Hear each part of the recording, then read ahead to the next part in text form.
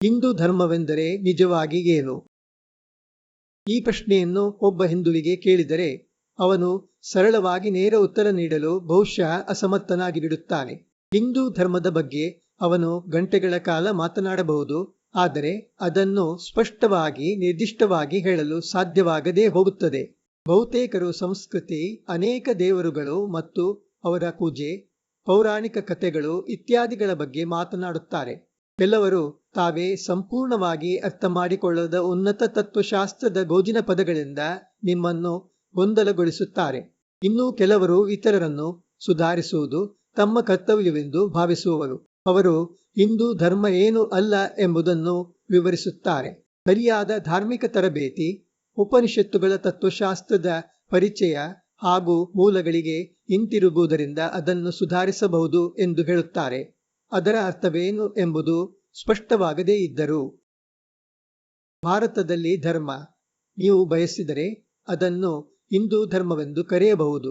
ಯಾವುದೋ ಸಿದ್ಧಾಂತದ ಕಟ್ಟುನಿಟ್ಟಿನ ಚೌಕಟ್ಟಿಗೆ ಸರಿಯಾಗುವುದಲ್ಲ. ಮೆಟಾಫಿಸಿಕ್ಸ್ ಅಥವಾ ಗುಪ್ತ ಅರ್ಥಗಳ ಹುಡುಕಾಟವೂ ಅಲ್ಲ. ಅದು ಆಳವಾಗಿ ಬೇರೂರಿರುವ ಮೌಲ್ಯಗಳಲ್ಲಿ ಇದೆ.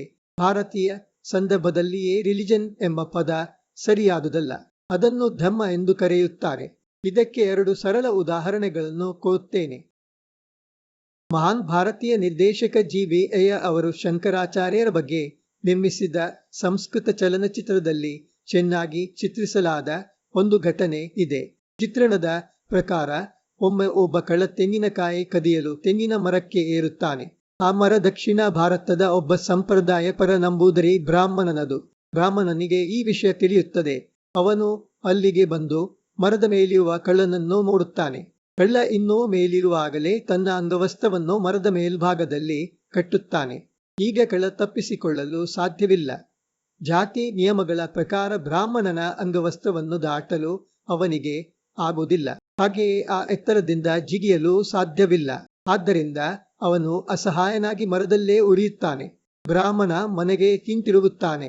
ಊಟದಿಂದ ತುಂಬಿದ ತಟ್ಟೆ ಮತ್ತು ಕೆಲವು ತೆಂಗಿನಕಾಯಿಗಳನ್ನು ತಂದು ಮರದ ಕೆಳಗೆ ಇಡುತ್ತಾನೆ. ನಂತರ ಅಂಗವಸ್ತ್ರವನ್ನು ಬಿಡಿಸಿ ಕಳ್ಳನಿಗೆ ಕೆಳಗೆ ಇಳಿಯಲು ಹೇಳುತ್ತಾನೆ. ಕಳ್ಳ ಇಳಿದ ನಂತರ ಅವನಿಗೆ ಊಟವು ತೆಂಗಿನಕಾಯಿಗಳನ್ನು ಕೊಡುತ್ತಾನೆ ಮತ್ತು ಮತ್ತೆ ಕಳ್ಳತನ ಮಾಡಬಾರದೆಂದು ಸಲಹೆ ನೀಡುತ್ತಾನೆ. ನಿಜವಾಗಿಯೂ ಅಗತ್ಯವಿದ್ದರೆ ಕೇಳಬೇಕು ಎಂದು ಹೇಳುತ್ತಾನೆ. ಆ ಬ್ರಾಹ್ಮಣ ಸಂಪ್ರದಾಯ ಪರನಾಗಿದ್ದರೂ ಅಸ್ಪೃಶ್ಯತೆಯನ್ನು ಆರಿಸುತ್ತಾನೆ.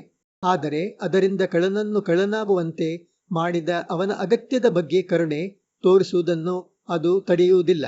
ಅವನ ಉದ್ದೇಶ ಶಿಕ್ಷಿಸುವುದಲ್ಲ, ತನ್ನ ರೀತಿಯಲ್ಲಿ ಅವನನ್ನು ಸರಿಪಡಿಸುವುದಷ್ಟೇ. ಇದು ಕಲ್ಪಿತ ಕಥೆಯಾಗಿರಬಹುದು, ಆದರೆ ಹಿಂದೂ ಧರ್ಮದ ಹೃದಯದಲ್ಲಿರುವ ಮೌಲ್ಯ ವ್ಯವಸ್ಥೆಯನ್ನು ಸ್ಪಷ್ಟವಾಗಿ ತೋರಿಸುತ್ತದೆ. ನಾನು ಅತ್ಯಂತ ಸಂಪ್ರದಾಯ ಪರ ಬ್ರಾಹ್ಮಣ ಕುಟುಂಬಗಳನ್ನು ನೋಡಿದ್ದೇನೆ. ಅವರು ಜಾತಿ ನಿಯಮಗಳನ್ನು ಮೀರಿ ಬಡವರು ಮತ್ತು ಸಂಕಷ್ಟದಲ್ಲಿರುವವರಿಗೆ ಸಹಾಯ ಮಾಡುತ್ತಿದ್ದರು.